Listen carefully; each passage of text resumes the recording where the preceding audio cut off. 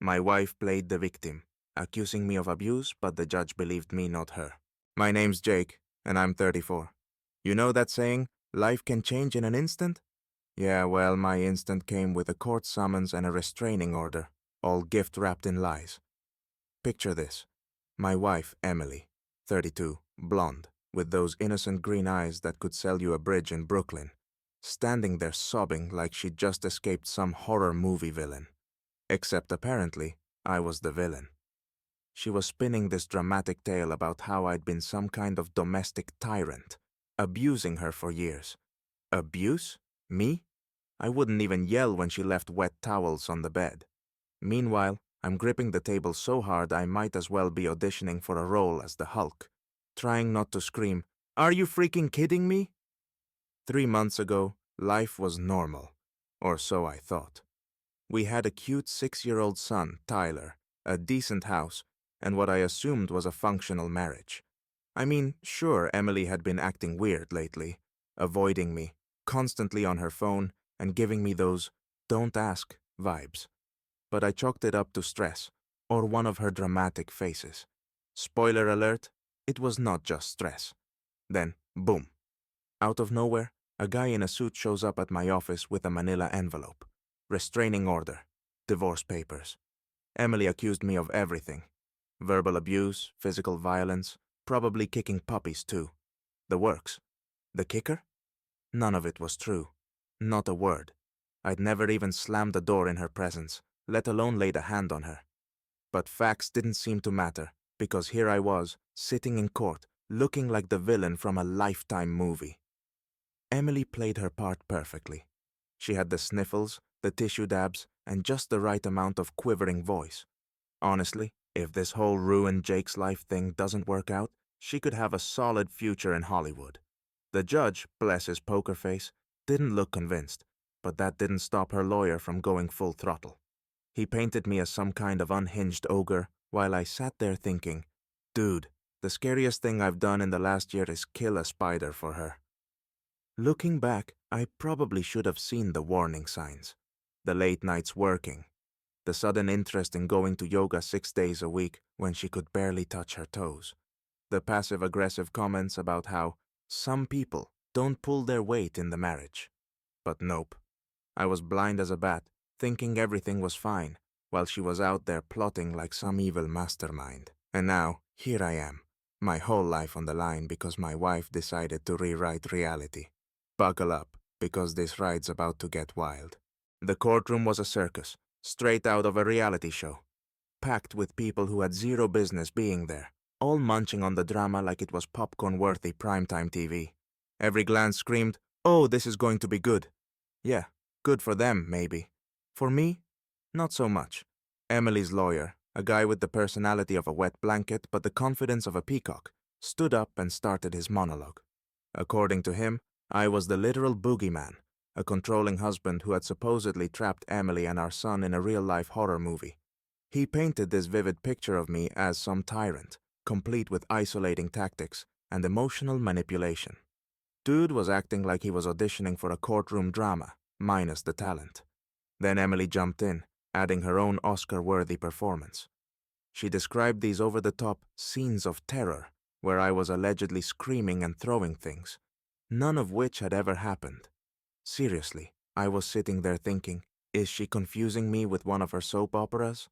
Because last time I checked, I was too busy working overtime to be the villain in her bedtime stories. But thank God for Sarah, my attorney. Sarah, mid-40s, razor-sharp and rocking that "I'll destroy you but professionally" vibe, wasn't about to let me go down without a fight. She stood up, smooth as silk, and started dismantling Emily's story like a pro. First, she grilled her about the attack that allegedly happened on a night I was working overtime. Emily stuttered, then hit us with the classic, "I might have misremembered." Yeah, sure, because remembering whether or not your husband assaulted you is just so complicated. That was the first crack in her carefully crafted sob story, but the judge wasn't biting yet. He just sat there, poker-faced, like he was watching a chess game between amateurs. Meanwhile, I was gripping the table so hard I thought I might leave fingerprints in the wood. And then, boom! Emily's sister Lisa, took the stand. Lisa. Of all people. Lisa, who used to crack jokes with me over holiday dinners, who once said I was too good for Emily. I should have listened, by the way. Sat there and threw me under the bus. She claimed I had a temper, and that Emily had been confiding in her for years about my supposed abuse. My jaw practically hit the floor. Lisa? Really? The same Lisa who begged me to fix her car last summer because her boyfriend was too lazy to do it. My gut told me Emily had her claws in Lisa, probably sweet-talking her or guilt-tripping her into this betrayal. It felt like the whole world was ganging up on me, and the only person in my corner was Sarah. And let me tell you, Sarah was just getting warmed up. After that courtroom disaster, I knew one thing for sure. If Emily wanted war, she was getting it. No more Mr. Nice Guy. She'd already thrown me under the bus, backed it up, and run me over twice. If she was going to play dirty, then I was going to outsmart her. So I rolled up my sleeves and got to work. First stop, a deep dive into the digital graveyard. Old emails, texts, social media posts. I dug through everything like a wannabe detective in a low-budget crime show. I was looking for anything, even a single typo, that could poke a hole in her ridiculous claims. But nothing jumped out. Just the usual boring exchanges. Pick up milk. What time's Tyler's soccer game? Seriously, nothing. I was ready to scream into a pillow when I suddenly remembered something that might save my butt.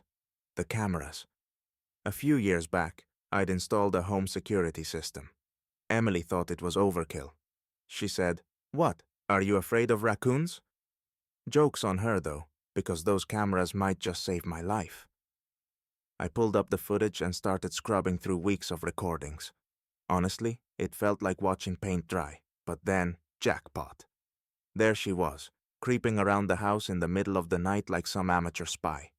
And get this, she wasn't just pacing or sleepwalking.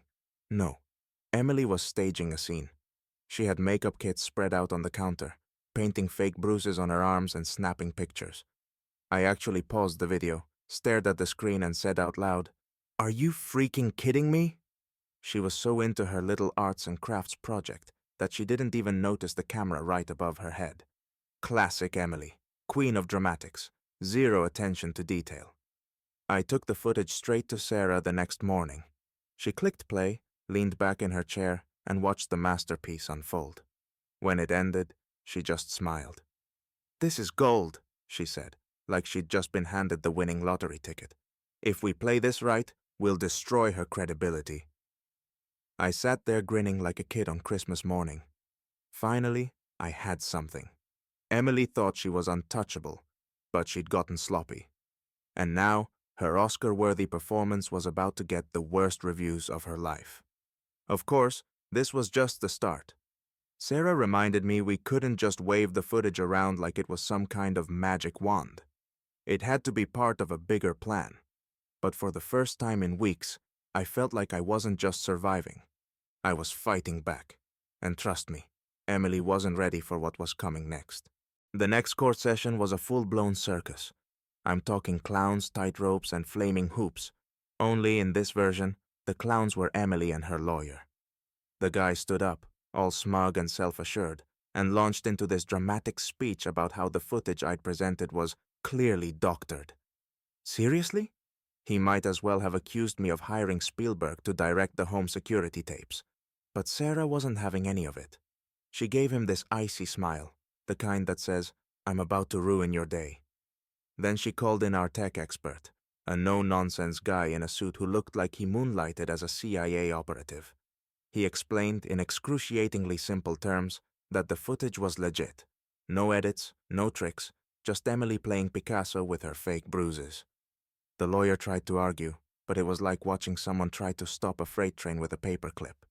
Good luck, buddy. And just when I thought things couldn't get better, Sarah hit the courtroom with a bombshell so big it could have made the evening news. She whipped out a report from a private investigator. Yep, we went there, and revealed that Emily had been seeing someone. Her yoga instructor, Chris. Oh, and it wasn't just hot yoga sessions they were sharing. She'd been funneling money out of our joint account to fund their little escapades. Sarah didn't just say it, she proved it. Bank statements, receipts, photos of them sipping overpriced cocktails on a beach somewhere, That was definitely not in our budget. The judge's poker face cracked for the first time. He raised an eyebrow, and I swear I almost heard the sound of Emily's credibility shattering into a million pieces. Emily, of course, didn't take it well. She broke down on the stand, sobbing and claiming she was forced into her affair. Forced. By what? The gravitational pull of Chris's six-pack? Her excuse? My supposed neglect. Apparently, I'd been so emotionally distant that she had no choice but to blow through our savings with her sidekick in spandex. The courtroom didn't buy it. You could practically hear the collective, "Oh, please," from the spectators. By now, Emily's Oscar-worthy performances were starting to wear thin. Even her lawyer looked like he wanted to crawl under the desk and disappear. Meanwhile, Sarah sat there like a queen, surveying her courtroom kingdom. For the first time in months, I felt like I wasn't just fighting a losing battle. Emily's web of lies was unraveling, and I didn't even have to lift a finger. Sarah was handling it all, and it was beautiful to watch. As Emily stumbled through more excuses, I leaned back in my chair and thought, "Game over, Emily. Time to fold your hand." The next court session was a full-blown circus. I'm talking clowns, tightropes, and flaming hoops. Only in this version, the clowns were Emily and her lawyer. The guy stood up, all smug and self-assured, and launched into this dramatic speech about how the footage I'd presented was clearly doctored. Seriously? He might as well have accused me of hiring Spielberg to direct the home security tapes. But Sarah wasn't having any of it. She gave him this icy smile, the kind that says, "I'm about to ruin your day." Then she called in our tech expert, a no-nonsense guy in a suit who looked like he moonlighted as a CIA operative. He explained in excruciatingly simple terms that the footage was legit. No edits, no tricks, just Emily playing Picasso with her fake bruises. The lawyer tried to argue, but it was like watching someone try to stop a freight train with a paperclip. Good luck, buddy. And just when I thought things couldn't get better, Sarah hit the courtroom with a bombshell so big it could have made the evening news. She whipped out a report from a private investigator. Yep, we went there, and revealed that Emily had been seeing someone. Her yoga instructor, Chris. Oh, and it wasn't just hot yoga sessions they were sharing. She'd been funneling money out of our joint account to fund their little escapades. Sarah didn't just say it, she proved it. Bank statements, receipts, photos of them sipping overpriced cocktails on a beach somewhere. That was definitely not in our budget. The judge's poker face cracked for the first time. He raised an eyebrow, and I swear I almost heard the sound of Emily's credibility shattering into a million pieces. Emily, of course, didn't take it well. She broke down on the stand, sobbing and claiming she was forced into her affair. Forced. By what? The gravitational pull of Chris's six-pack? Her excuse? My supposed neglect. Apparently, I'd been so emotionally distant that she had no choice but to blow through our savings with her sidekick in spandex. The courtroom didn't buy it. You could practically hear the collective, "Oh, please," from the spectators. By now, Emily's Oscar-worthy performances were starting to wear thin. Even her lawyer looked like he wanted to crawl under the desk and disappear. Meanwhile, Sarah sat there like a queen, surveying her courtroom kingdom. For the first time in months, I felt like I wasn't just fighting a losing battle. Emily's web of lies was unraveling, and I didn't even have to lift a finger. Sarah was handling it all, and it was beautiful to watch. As Emily stumbled through more excuses, I leaned back in my chair and thought, "Game over, Emily. Time to fold your hand." The spotlight shifted to Tyler, and suddenly this wasn't just a courtroom drama. It was the custody showdown of the century. Emily, sticking to her script, kept recycling the same tired abuse narrative. "Jake's unfit," she claimed, as if repeating a lie enough times would magically make it true. Honestly, if persistence were a sport, she'd be Olympic level. But Sarah? Oh, she was more than ready. While Emily was busy playing the victim, Sarah dropped a pile of teacher testimonies like they were aces in a poker game. Tyler's teachers couldn't have been clearer. Jake is a loving, involved father. He's at every parent-teacher conference, every school play, every little league game. Basically, I was dad of the year. Meanwhile, Emily's greatest hits included forgetting to pick Tyler up from school, strolling into meetings late, and making it obvious she had no idea what grade he was in. Oof! The judge wasn't impressed with her excuses. And then came the kicker, a court-ordered psychological evaluation for both of us. Emily immediately tried to stall, pulling out every excuse in the book. "I'm too busy," she whined. Sure, busy doing what? Perfecting her victim act? But stalling only worked for so long. Eventually, the results came in. And let me tell you, those results hit harder than a plot twist in a Netflix thriller. My evaluation? Solid, emotionally stable, well-adjusted, the whole shebang. Emily's, on the other hand? Oh, it was a masterpiece of dysfunction. The report labeled her with narcissistic tendencies and manipulative behavior. Translation: she was her own worst enemy, and the expert just confirmed it. The shift in the courtroom was almost palpable. The judge, who had been poker-faced for weeks, finally showed some emotion. A mix of seriously and what am I even doing here? Emily looked like someone had just yanked the rug out from under her. Gone was the confident performance artist. In her place was a woman realizing her house of cards was about to collapse.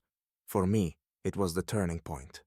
I could feel the tide shifting, and for once, it wasn't me fighting to stay afloat. Emily's mask had slipped, and everyone in that courtroom saw it for what it was, a facade. As the judge reviewed the findings, Sarah leaned over to me and whispered, "We've got this." And for the first time in what felt like forever, I actually believed her. Emily had spent months trying to paint me as the bad guy. But now, the canvas was flipped, and the real picture wasn't looking too good for her. Desperation makes people do crazy things, and Emily was officially off the rails. First, she tried to bribe her sister, Lisa, to double down on the lies she'd already told about me. But Lisa, bless her guilty conscience, decided to grow a spine at the worst possible moment. For Emily, anyway. In court, Lisa spilled everything. She stood there clutching her pearls, figuratively, of course, and admitted that Emily had pressured her into fabricating her testimony. "She made me do it," Lisa confessed, her voice trembling just enough to sell the drama. It was courtroom gold. You could hear the collective gasp from the spectators, and I swear the judge's gavel twitched, like he wanted to slam it down for emphasis. Emily? Oh, she completely unraveled. Picture a soap opera villain caught in the act, minus the commercial break. She shot out of her chair, screaming at Lisa like a banshee on steroids. "You liar! You traitor!" she shrieked, pointing her finger so hard I thought it might detach. The judge had to order her to sit down. Twice. Meanwhile, I sat there trying not to laugh because, honestly, the scene was better than any drama Netflix could produce. But Emily wasn't done. Oh no. When your house of cards collapses, apparently the best move is to set the pile on fire. She stood up and accused me, of tampering with the psychological evaluation results. Her pièce de résistance? A batch of fake emails that she claimed were proof I'd bribed the psychologist. Yep, this woman went full conspiracy theorist. I half expected her to start yelling about lizard people next. Unfortunately for her, Sarah was already 3 steps ahead. She pounced on those emails like a lion on a wounded gazelle. "Your Honor," Sarah began, with that signature mix of confidence and disdain. "These emails are so poorly fabricated, it's almost insulting." She pointed out inconsistencies faster than Emily could come up with excuses. Wrong dates, mismatched fonts, an email address that didn't even exist at the time. The whole thing fell apart like wet tissue paper. The judge looked unimpressed. No, scratch that. He looked done.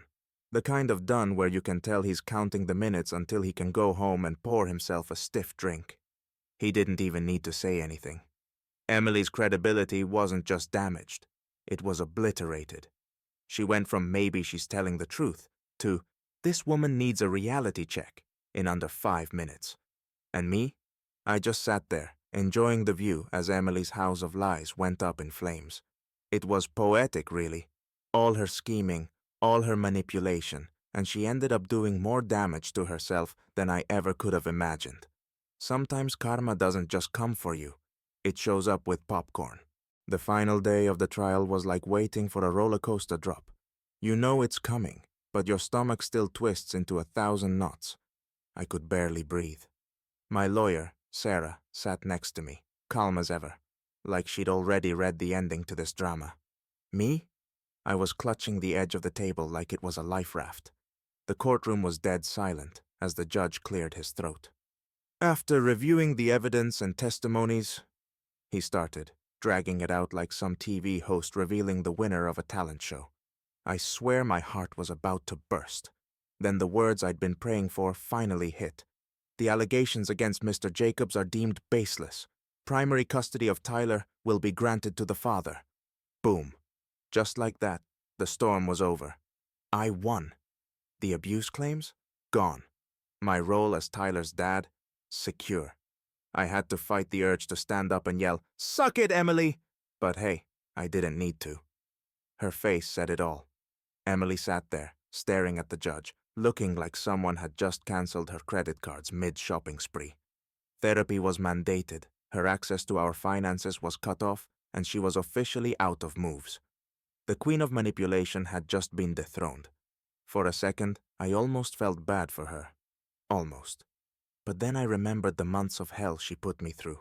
Lying, scheming, trying to rip my life apart like it was some personal hobby. Yeah, no sympathy here. When the judge finally dismissed us, I let out a breath I didn't even know I was holding. I turned to Sarah, who gave me this smug little smile, the kind that says, "Told you I'd crush it." And she did. If there's ever an award for most badass lawyer, I'm nominating her. Emily, on the other hand, looked like a walking meme for regret. She tried to compose herself, but the cracks were showing. And honestly, watching her storm out of that courtroom, defeated and without the control she'd been so desperate to hold on to, was better than any victory lap I could have imagined. As I walked out with Sarah, I felt the weight of the last few months start to lift. I thought about Tyler, about how he'd finally have some stability without the chaos Emily had been bringing into his life. This wasn't just a win for me, it was a fresh start for both of us.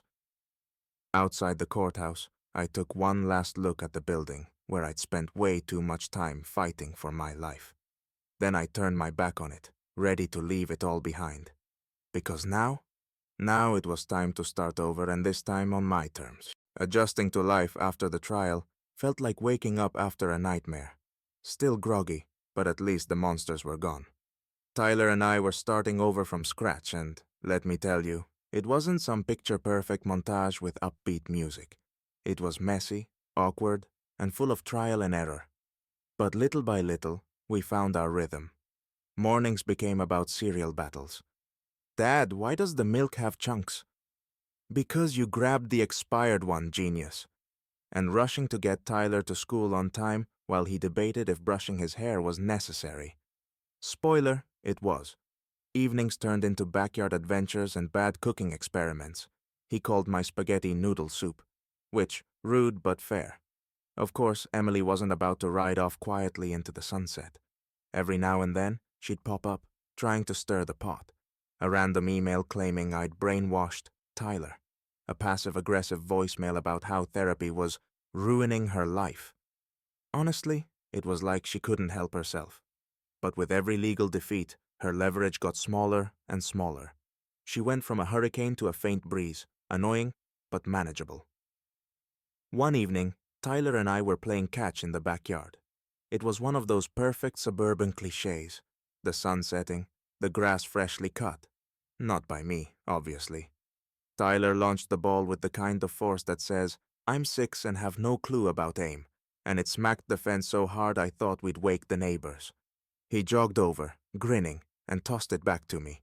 Then he paused, looked up at me, and said, "I'm glad it's just us now, Dad." It hit me harder than the ball ever could. I froze for a second, staring at him as he squinted into the setting sun. His words were simple, but they carried the weight of everything we'd been through. I didn't know whether to laugh or cry, so I settled for ruffling his hair and saying, "Me too, kid." It wasn't the ending I'd imagined when this whole mess started.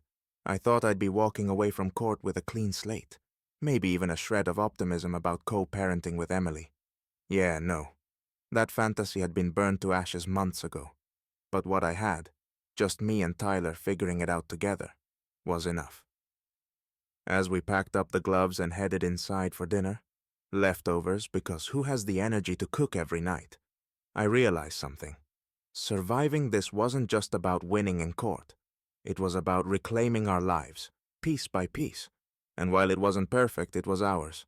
That's how I made it through the worst chapter of my life. One messy, chaotic, and beautifully imperfect day at a time.